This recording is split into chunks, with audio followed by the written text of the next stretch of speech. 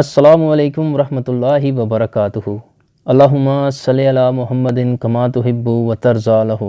معزز ناظرین و سامعین، علامہ لاہوتی پر اسراری وظائف کی ایپیسوڈ نمبر 4 میں ہم آپ کو خوش آمدید کہتے ہیں۔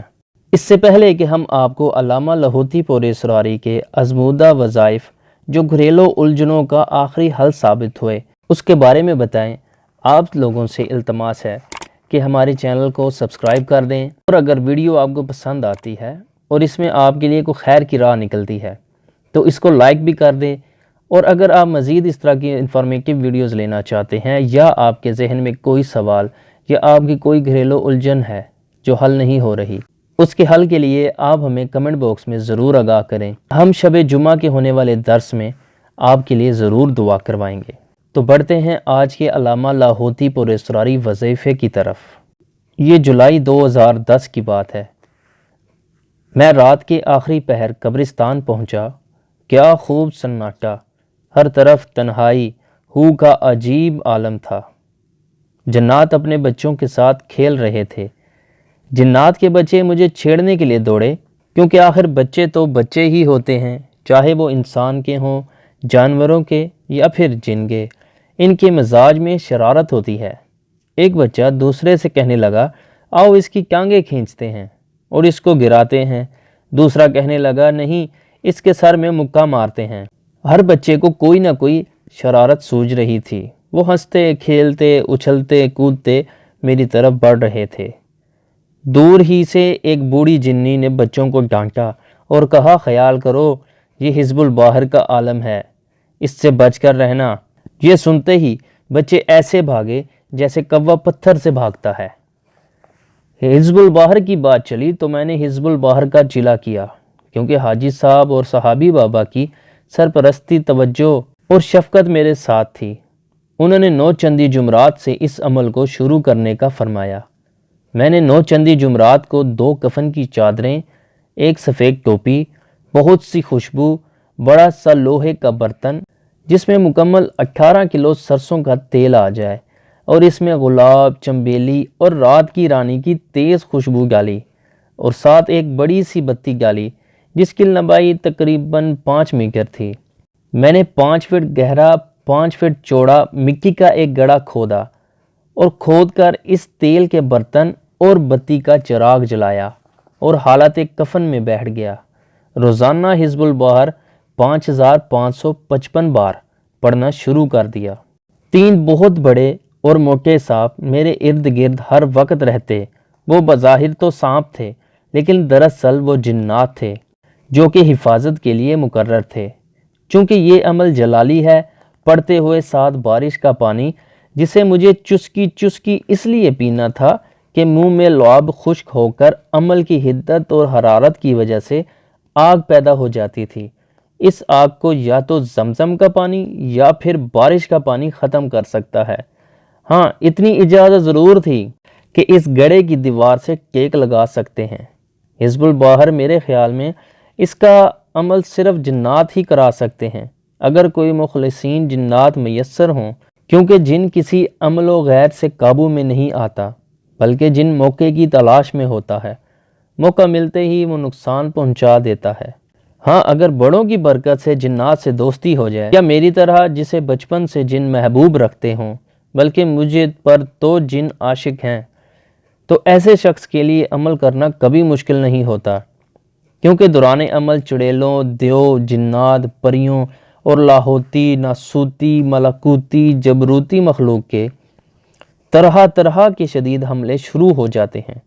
اس لیے جو لوگ حزب الباہر کے عامل ہونے کا دعویٰ کرتے ہیں وہ پڑھ ضرور لیتے ہیں، لیکن عامل ہونا بہت دور کی بات ہے۔ مجھے اپنی مطلوبہ تعداد اس گڑھے میں حالت کفن میں پورا کرنا تھی۔ میں نے اپنی زندگی میں حزب الباہر کے بے شمار عمل کرنے والوں کو یا زندگی سے یا شعور سے یا پھر رزق یا اولاد سے ہاتھ دھوتے دیکھا۔ عمل کے ٹھیک 7ویں دن ایک ایسا ہولناک منظر میرے سامنے آیا۔ اگر میرے ارد گرد جنات سانپ کا پہرا اور میری پشت پر بڑے طاقتور جن کا ہاتھ اور سب سے بڑھ کر حفاظت الہی کا ساتھ نہ ہوتا، یقیناً مجھے اپنی جان سے ہاتھ دھونا پڑتا۔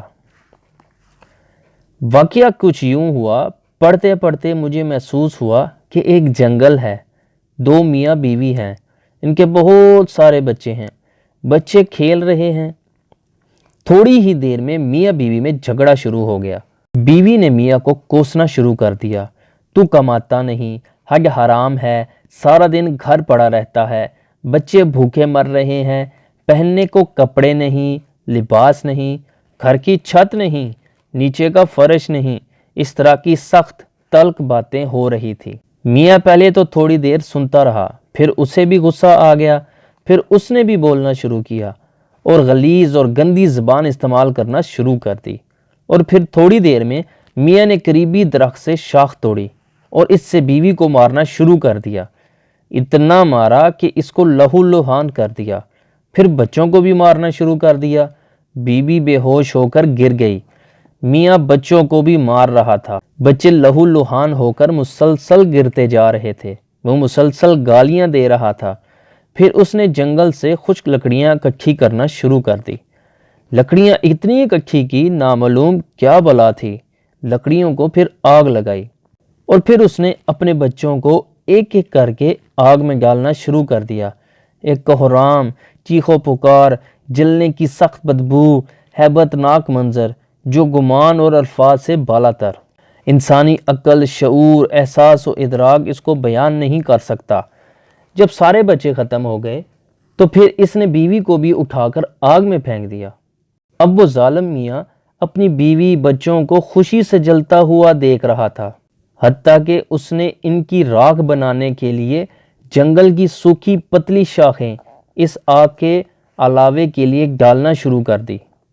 اب اس نے علاوے کے گرد چکر لگاتے ہوئے جھومنا شروع کر دیا۔ وہ کسی نامعلوم آواز میں بھی باتیں بھی کر رہا تھا اور کہہ کے بھی لگا رہا تھا۔ یہ منظر بہت طویل دیر تک جاری رہا۔ میں منظر بھی دیکھ رہا تھا اور مسلسل حزب البحر پڑھ رہا تھا۔ مجھے میرے مخلص جن دوستوں نے پہلے ہی بتا دیا تھا کہ آپ کو ڈرانے، بھگانے اور پریشان کرنے کے لیے بہت زیادہ محنت کی جائے گی اور حیرت انگیز منظر دکھائے جائیں گے۔ بس اپنے آپ کو اعصاب اور خیال کے اعتبار سے مضبوط رکھنا۔ اگر تھوڑا سا بھی جھٹکا لگا اور ڈر گئے تو بہت بڑا نقصان ہو سکتا ہے۔ اب میں یہ سب منظر دیکھ بھی رہا تھا اور مجھے جنات دوستوں کی ہدایات بھی یاد آ رہی تھی۔ اور پھر اس وحشی کے کہہ کے آگ کے علاوے کے ارد گرد اس کا جھومنا، آگ کے اندر مسلسل بیوی بچوں کے جلنے، گلنے، سڑنے اور کھوپڑیوں کے سڑنے کی آوازیں۔ یکایک وہ وحشی رک گیا اور متلاشی نظروں سے ادھر ادھر دیکھنے لگا اور اونچی آواز میں کہنے لگا، سب جل گئے، ابھی ایک شخص باقی ہے، وہ کہاں ہے؟ وہ علامہ پر اسراری نام لے کر مجھے تلاش کرنے لگا۔ کبھی جنگل کے اس کونے، کبھی دوسرے کونے، پھر آگ کی طرف آتا اور لکڑیاں اکٹھی کرتا، میرا نام لیتا۔ آگ بھڑک رہی تھی، شعلہ تیز ہو رہے تھے۔ آگ کی گرمی کی شدت اور حدت میں گڑھے میں محسوس کر رہا تھا۔ کفن کی چادریں، میرا جسم پسینہ پسینہ، مٹی بھیگ گئی، پسینے کے قطرے ایسے ٹپک رہے تھے جیسے بارش کا پانی۔ بہت دیر وہ مجھے تلاش کرتا رہا، آخر کار مجھ پر اس کی نظر پڑی۔ اس نے وحشیانہ انداز سے کہکا لگایا اور مجھے دور سے پکڑنے کے لیے دوڑا۔ اب وہ جس تیزی سے میرے قریب آ رہا تھا، اس کی آنکھوں سے وحشت، اس کے کہکوں سے وحشت، اس کی چال ڈھال انداز سب قاتلانہ۔ مجھے احساس تک نہیں تھا کہ اتنا بڑا خوف آ سکتا ہے، لیکن ایک پل میں حاجی صاحب کی آواز میرے کانوں میں گونجی، گھبرانا نہیں، ڈرنا نہیں، یہ عمل سے ہٹانا چاہتا ہے، تم تک ہرگز نہیں پہنچ سکے گا۔ اگر تھوڑا سا بھی چونک گئے تو یہ کامیاب ہو جائے گا اور تم زندگی سے ہاتھ دھو بیٹھو گے۔ یقین جانیے، اگر یہ لفظ میرے کانوں میں پڑتے ہی میں اپنے مکمل ہوش و حواس اور جوش کی مکمل طاقت کے ساتھ حزب البحر پڑھنے میں مشغول ہو گیا۔ جب وہ میرے قریب آیا اور اس نے مجھے پکڑنا چاہا، میں مطمئن بیٹھا رہا۔ اس کے ہاتھ میری طرف بڑھے، مجھے شعوری طور پر اس کے ہاتھوں کا لمس محسوس ہوا، چونکہ نہ میں چونکا اور نہ ڈرا، بلکہ 100% مطمئن سامنے پڑے چراغ کی لو پر نظر جمائے اپنا عمل جاری کیے ہوئے تھا۔ کیونکہ سارا منظر میں اس چراغ کی لو میں دیکھ رہا تھا، وہ وحشی پیچھے ہٹ گیا اور شکست اور ناکامی سے نیچے گر پڑا۔ کہنے لگا، ہمارا پہلا وار تجھ سے خطا گیا، ٹھیک ہے، تجھ سے نمٹ لیں گے۔ میں روزانہ حزب البحر کے مطلوبہ عمل کو کر رہا تھا، ایسے انوکھے انجانے خوفزدہ کرنے والے طرح طرح کے منظر دیکھ رہا تھا۔ 40 دن میں نے اس گڑھے میں گزارے، ہر روز نیا تماشا، ہر روز نئی کہانی، نئی داستان ہوتی تھی۔ اگر میں آپ کو روز کی کہانیاں بتانا شروع کر دوں تو میرے صرف ایک چلے پر پوری کتاب بن سکتی ہے، اور باتیں بھی ایسی انوکھی ہوں گی، عام انسان تو دور کی بات، بڑے بڑے وہ عامل جو شاید کبھی کوئی عمل کر کے کسی مقصد تک پہنچے ہوں یا انہیں کبھی کوئی منظر اس طرح نظر آ رہا ہو، کبھی بھی میری بات کو ہرگز تسلیم نہیں کریں گے۔ ویسے بھی جب سے میں نے اپنی زندگی کے انوکھے لاہوتی پر اسراری واقعات لکھنا شروع کیے ہیں، بے شمار لوگ ایسے ہیں کہ انہیں یقین ہی نہیں آتا کہ ایسا ممکن بھی ہو سکتا ہے، لیکن میں جو آپ کے سامنے بیان کر رہا ہوں یہ 100% حقیقت، بلکہ حقیقتوں میں سے بھی بڑی حقیقتیں ہیں۔ مجھے ایک بات کی خوشی ضرور ہے کہ میری زندگی کے آزمودہ بتائے ہوئے وظائف اور تجربات سے عبقری کے لاکھوں قارئین کو بہت نفع ہو رہا ہے۔ میں نے 40 دن حزب البحر کا عمل کیا۔ اس دوران بہت سے واقعات رونما ہوئے۔ چند واقعات آپ کو سنائے دیتا ہوں۔ ایک دفعہ یوں ہوا، ایک چونٹی میرے اوپر چڑھنے کی کوشش کرتی، میں انگلی سے اسے دور کرتا، پھر چڑھتی، پھر دور کرتا، پھر چڑھتی۔ میں نے اپنی توجہ وظیفے کی طرف کرنا چاہتا تھا، باوجود توجہ کے بار بار میری توجہ ہٹ رہی تھی۔ پھر توجہ اس طرف کرتا، پھر ہٹ جاتی۔ کوئی طاقت ایسی تھی جو مجھے عاجز کرنے کی کوشش کر رہی تھی، لیکن میں عاجز نہیں ہو رہا تھا۔ تھوڑی ہی دیر میں اس کا جسم بڑھنا شروع ہو گیا، لیکن اب وہ مجھ سے دور ہو گئی۔ وہ میری طرف بڑھنا چاہتی تھی، لیکن درمیان میں کوئی نورانی دیوار اسے میرے قریب نہیں آنے دے رہی تھی۔ اب اس کا جسم اور بڑھتے بڑھتے ایک بڑی چڑیا کے برابر ہو گیا۔ جسم کا بڑھنا اور اس کا میری طرف بڑھنا، یہ دونوں کیفیتیں جاری ہیں۔ جسم بڑھتے بڑھتے بلی کے برابر ہو گیا، اس کے غرانے کی آوازیں آنے لگی۔ جسم بڑھتے بڑھتے کتے کے برابر ہو گیا، حتیٰ کہ جسم ایک شیر اور ببر شیر کے برابر۔ ایسا خطرناک، اور اس کے جسم سے ایسی سخت بدبو کہ ایسے محسوس ہوا کہ جیسا ابھی قے آ جائے گی۔ طبیعت میں سخت بیزاری، بے چینی بڑھنے کی مسلسل کوشش کی جا رہی تھی۔ ہر وقت بے چینی بڑھ رہی تھی، اور چونٹی سے شیر کی طرف بڑھنے والا مسلسل جسم بڑھ رہا تھا اور میری طرف لپک رہا تھا۔ درمیان میں نورانی دیوار اس کو روک رہی تھی۔ اب میں وظیفہ بھی پڑھ رہا تھا اور دیوار کے بارے میں بھی سوچ رہا تھا کہ یہ کون سی دیوار ہے کہ اتنی خوفناک چیز اس کی وجہ سے میری طرف بڑھنے سے رہ رہی ہے۔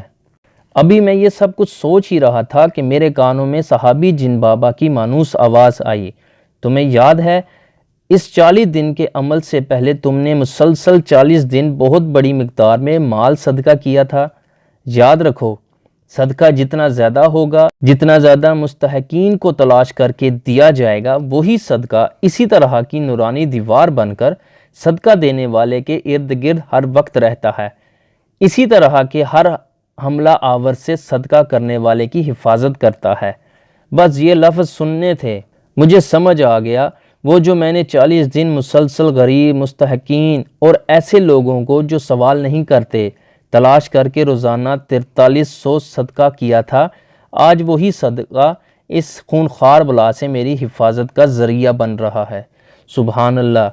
یہاں پہ علامہ لاہوتی صاحب نے ہمیں صدقے کے کرنے کا اور کس طرح کرنا چاہیے اس کا، اور اس کے بعد جو صدقہ آپ کی اور آپ کے اہل و عیال کی حفاظت کرتا ہے اس کے بارے میں بہت تفصیل سے ایک اشارہ کر دیا۔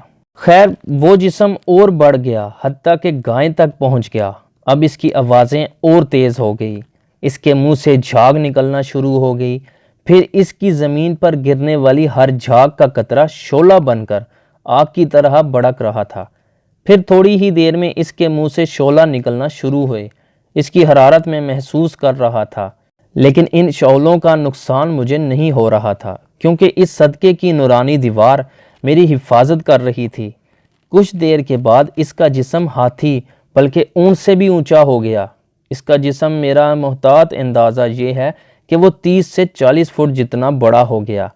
اس کی آوازیں بہت بھیانک، خوفناک اور تیز تھیں۔ مجبوراً مجھے اپنے کانوں میں انگلیاں کھوسنی پڑیں۔ آخر اس نے کہنا شروع کر دیا، مجھ سے بچنا ہے تو حزب الباہر پڑھنا چھوڑ دو۔ میں نے پڑھنا نہ چھوڑا، میں توجہ دھیان سے حزب الباہر پڑھ رہا تھا۔ ادھر میں توجہ دھیان بڑھاتا، ادھر اس کا چنگاڑنا، گرانا، آوازیں اور زیادہ بڑھتی۔